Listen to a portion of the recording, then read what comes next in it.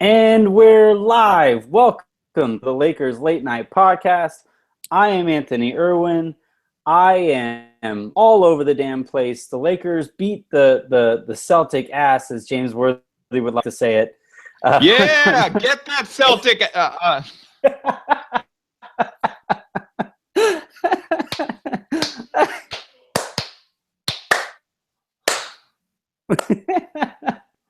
I'm I'm joined by the ever-pumped Harrison Fagan. Harrison, how'd you handle tonight's game? Because I was running all over my damn house. I mean, you called me some expletives and told me to believe in myself and that you believed in me. So I'm always ready to go and come on the show.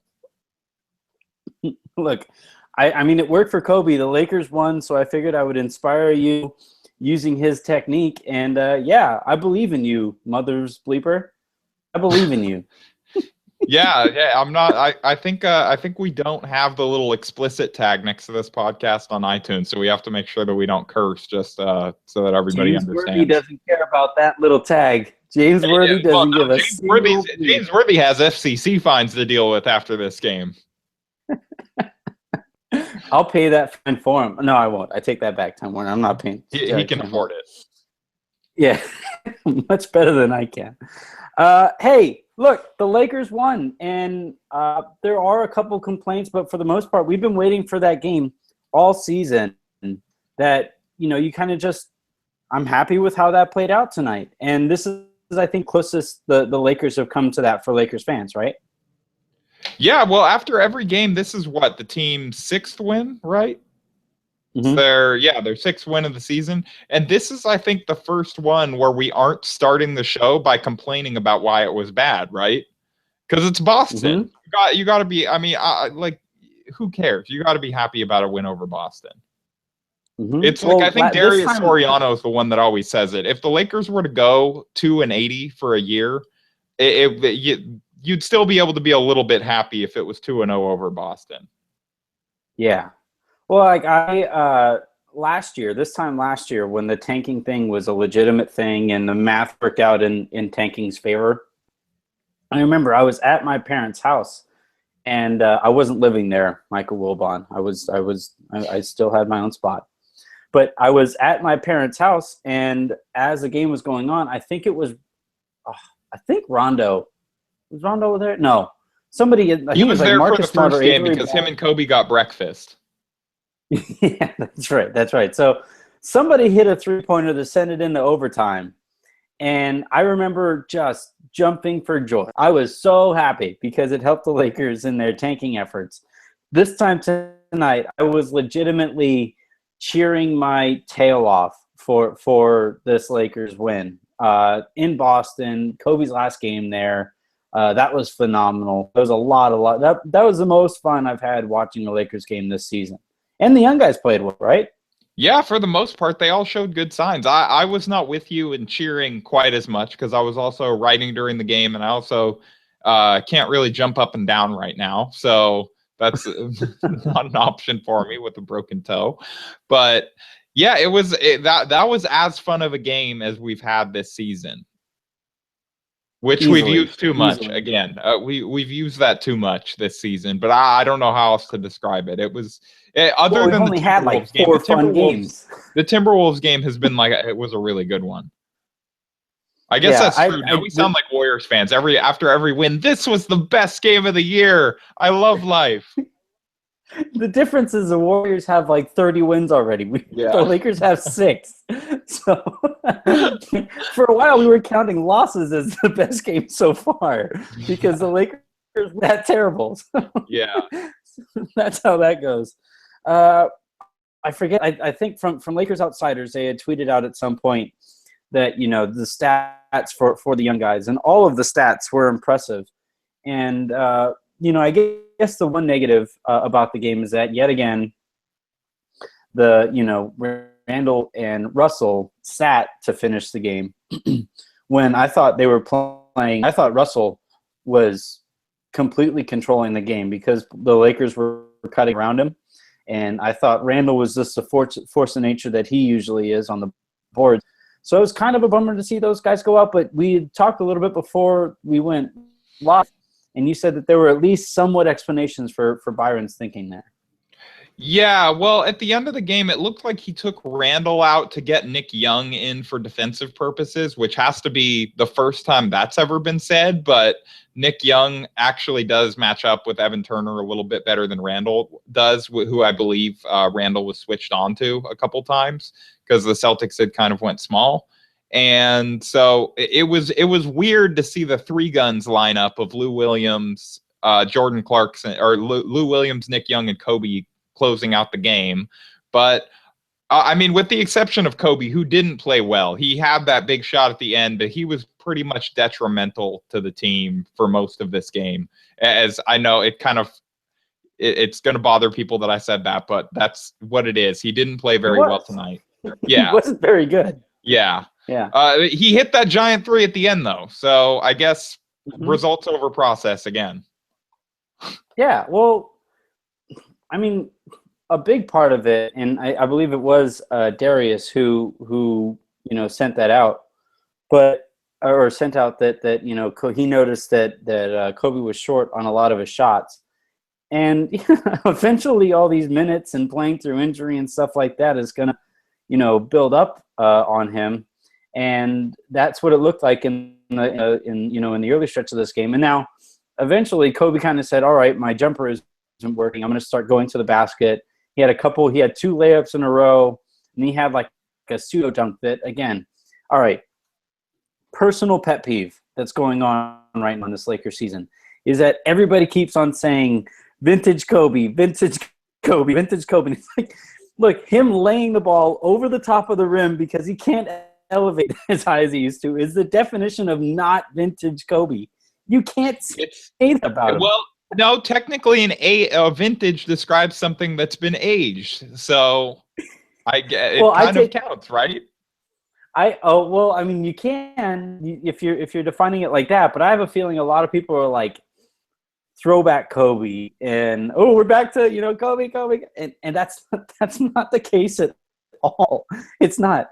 I mean, it's great, and I'm totally actuallying everybody right now, but that doesn't work. But anywho, in actual vintage Kobe, he found a way to be effective, and I thought wasn't nearly as terrible down the stretch of the game.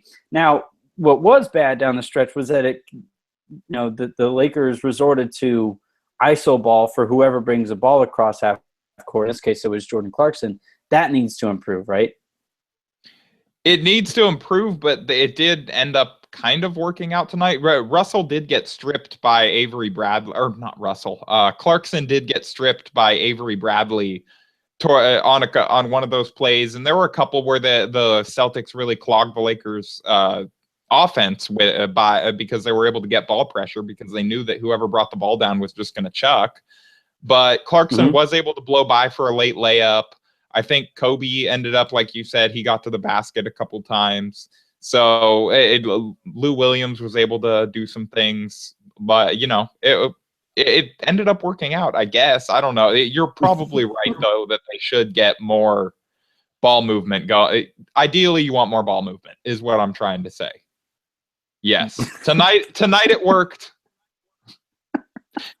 When I just say yes, you get mad at me for that too. So I over-explained. No, I'm not. I'm just, I'm the one drinking margarita, and you just gave the most long-winded yes ever. But no, that's how all of their close games have gone. I was trying to give context. Yeah, no, I mean, the context is that every single close game, it gets down to who has the ball with 7 seconds left on the shot clock. All right, you get to shoot in some kind of desperation ISO. And eventually, the Lakers, I would hope, would go away from that. But given Byron's amazing coaching acumen, I would say we should probably just get used to that for the remainder of the season. Getting back to the actual benching, there was a Vine that kind of circled around the Twitter sphere about, Randall went to the bench and stared down. He at least stared down Byron. Now, there are some people out there, Sean Mason, I hope I'm pronouncing your name right, who, read lips. I'm usually pretty good at reading lips. I thought it could either be, what Sean thought was, all right, asshole, or, hey, let's go. Well, there goes the fine. Well, yeah, no, I said ass already earlier in this podcast. I'm sorry. Oh, okay. My bad. But no, I was quoting James Worthy then, so I guess either way, I'm quoting him both ways. But I thought it could also be I thought it could also be Randall kind of looking at the rest of the team and saying, let's go. So for those who were more proponent of Byron, that's how that's they actually might a good guess. I did not have a guess for what he was saying alternatively. I'm not a good lip reader anyway, and I was not willing to out and out declare what he was saying in that case. Kobe earlier in the game, that line of him where we could read his lips, and he was Kobe was pretty emphatic and clear in what he was saying, but Randall was less so. I wasn't willing to go ahead and declare that. Yeah, I think in Randall's case, I think those who were looking for one thing are going to find that one thing on either side of the equation. So if you think Byron knows what it means to be a Laker, Randall was saying, hey, let's go. If you think Byron is a complete moron, he was being called an a-hole. Speaking of Byron being a complete moron, before the game, and we'll let you go with the Byron quotes after this one. I would imagine they were at least decent tonight. I haven't been able to look at them, but I would. Before the game, he said something to the effect of, "DAngelo Russell doesn't know what this rivalry means for whatever reason, because I don't know." We'll try to get into Byron's head and what he was trying to say there, even with the not cruelest intentions. I have no idea what he was trying to say there. And the problem with that is that the quote was tweeted out of context.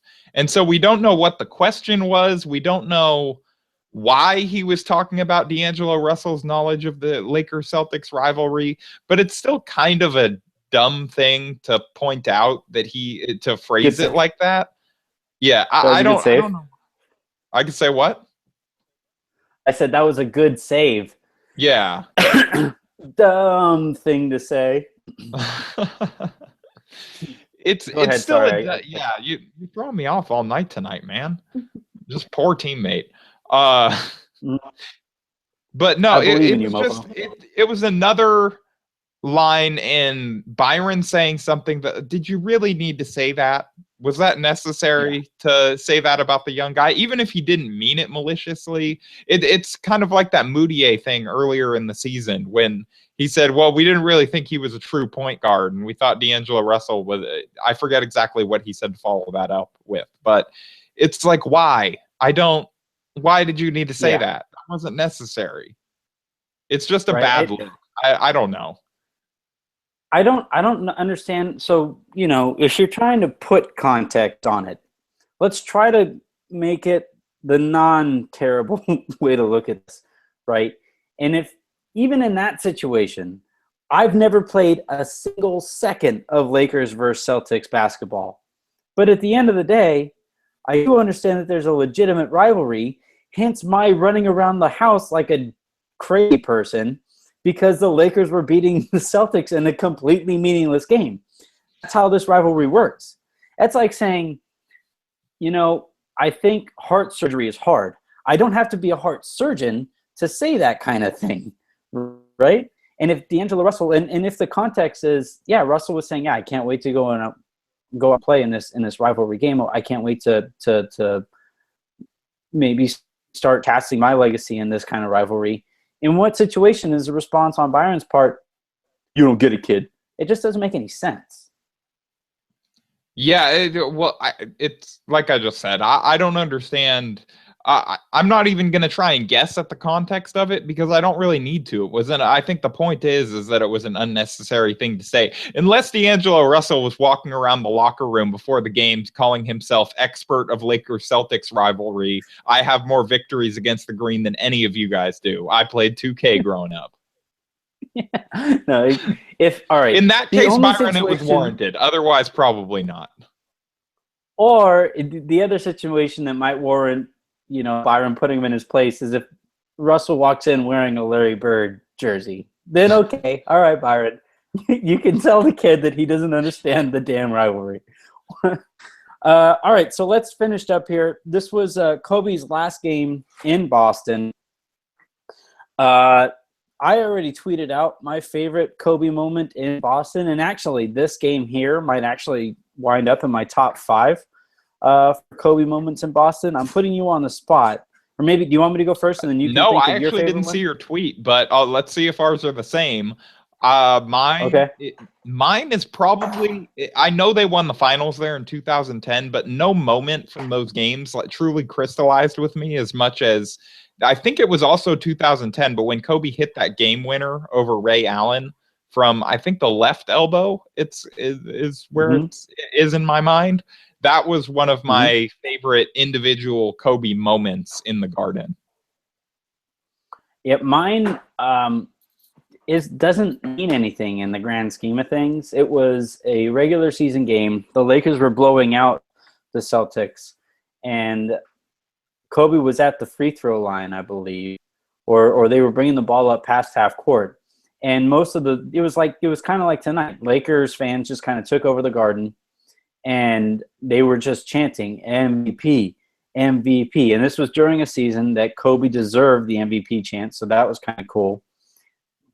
And that was that right there, where you're just thinking, holy crap, in the most hostile environment that he's ever going to play in, his name was being chanted. I don't know if very many other athletes in the history of their sport or of sport have ever had that situation come to be. I don't think Michael Jordan was ever getting MVP chants in Dallas or in Detroit, right? Oh, I don't think probably LeBron, not in Detroit. I thought you were going to say in the Garden. I was going to respond to that with, well, Larry Bird did call him Jesus after a game, so I think that's probably just as good. Right, or I don't think in either situation after LeBron left Cleveland, I don't think they were ever chanting for him in Cleveland. Just like when LeBron goes back to Miami now, I don't think he's going to get MVP chants in Miami. That's a level of respect that I don't think you'll ever see, actually, I don't think you'll really ever see it. I can't think of a situation where that came to be, ever. Yeah, people were talking about, and I don't follow baseball a lot, but people were talking about Derek Jeter getting cheers in Boston during his year when he was retiring, and that whole farewell tour slobber fest. But other than that, I can't offhand think of an example of something like that. I guess Kareem got his chair in Boston, and got a piece of the parquet floor. But the difference in both those situations, like tonight was closer to those two situations, right? Where you have a player on their way out and they're getting respect on their way out, right? But that was prime Kobe. And there was no reason that he should get MVP chance in Boston. When I say it nowadays, when I bring that up, people just flat out don't believe me. They call me a liar. I was glad I was able to find it on YouTube. They actually asked Kobe about this before the game, and his theory on it was that the Celtics were so bad that year. That was that year when they were just out and out trying to tank and get the number 1 pick. And I think they ended up dropping as far as you could and then pivoting and making those trades for Ray Allen and Kevin Garnett, which worked out pretty well for them. But I think that he was saying he thought that a lot of Lakers fans had invaded the building that year. Oh, he definitely, yeah. That was a situation. All right. Well, any other Kobe Garden moments for you? No, that's I think we're good. Where would you rank this one then in the all-time? That's hard. Would it be a top 5? Would it be a top 5 Kobe in Boston moment? I would definitely say so. Not a top 5 Kobe game in Boston, but as far as moment, I think so. Just because of the meaning of it and how bad he's been in a lot of times this season, how bad he was earlier in the game, and to still get it together and hit that clutch 3, and then to have the crowd recognize that was never going to happen again. Right. So just so everybody is clear, this is not a normal thing. I get criticized. I get killed on Twitter all the time for being too harsh on Kobe. this is me being the closest thing to a Kobe fan or a Kobe stan, however you want to put it. Tonight was really effing cool from a historical perspective, from a Laker fandom perspective, from a basketball perspective. The moment that occurred when Kobe hit that three-pointer, Twitter blew up, and it blew up for a reason. And this is one of those things that, you know, for those who were fortunate enough to be in the house, they're going to tell their kids and their grandkids that they were there. And that's what sports are all about, in my opinion. Harrison, next time I see you, it's going to be a new year. Yeah, that's true. Do you have any resolutions? Resolutions, I'm going to get under 200 pounds. I'm a balloon right now. And I did 10 push-ups today, and my arms turned into oatmeal. So that wasn't good. I'm going to add 15 pounds of muscle. Standard NBA resolution. Standard NBA. Do you have any actual ones? Any actual ones? Yeah, any actual resolution. I do an actual resolution. I'm fat as hell right now. No, I need to lose weight. No, I don't think that I have not given it that much thought yet. I'm still young, man. Well, I'm not doing anything wrong. I don't make mistakes in my life. Yeah, Mr. Kick a door and break your toe. Anywho. Control my temper. All right, everybody. Again, I thank you guys for the holiday. I'm going to thank you again as we enter a new year. Thank you for the continued support. This has been a lot of fun doing these shows after every game. Look for Harrison at HM Fagan. I am at Anthony Irwin LA, and we will see you in 2016. Thanks, Harrison. Happy New Year, everybody.